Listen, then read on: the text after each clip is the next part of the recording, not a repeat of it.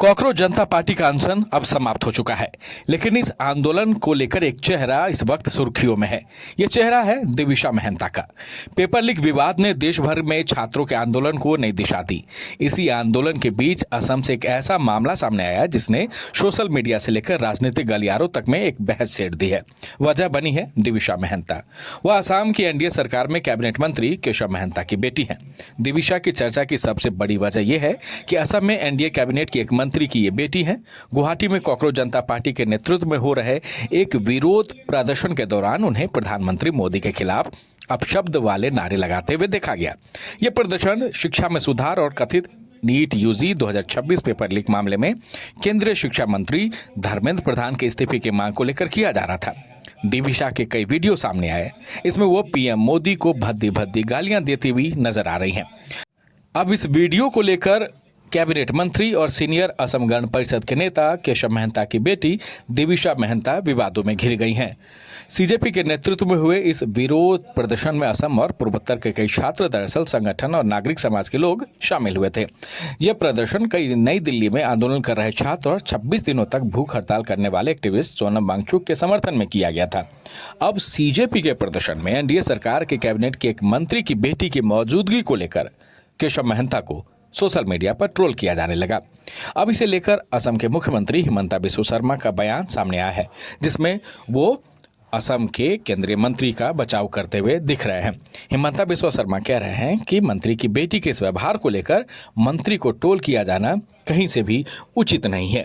देखिए क्या कुछ कह रहे हैं असम के मुख्यमंत्री हिमंता बिस्वा शर्मा इस पूरे मामले को लेकर। मैं भाबो जे মোৰ লৰা ছোৱালীয়ে কি কৰিব তাৰ কাৰণে মই কেনেকে উত্তৰ দিব পাৰো।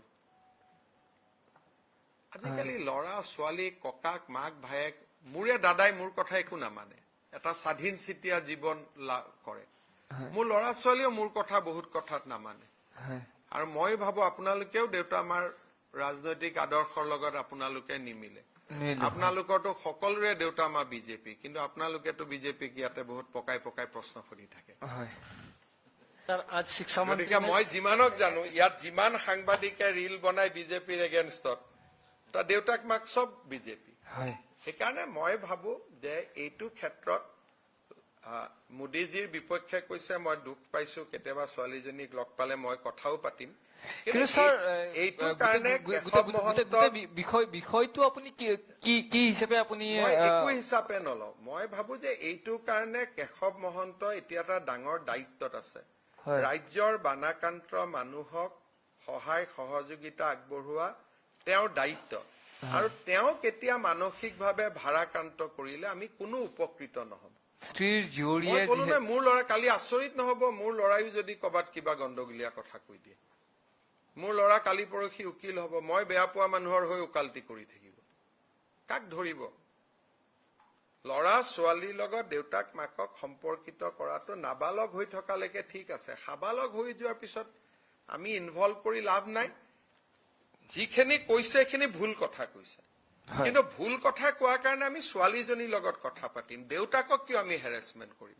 নাই কৰা ছাৰ। সেইটোকে যদি ছোৱালীজনী ময়ো চিনি পাওঁ, মোৰ ঘৰতো আহি থাকে, কেতিয়াবা মই তাক বুজাম, কিন্তু দেউতাকক আক্ৰমণ কৰাটো কোনো ইয়াত নাই কৰা ছাৰ।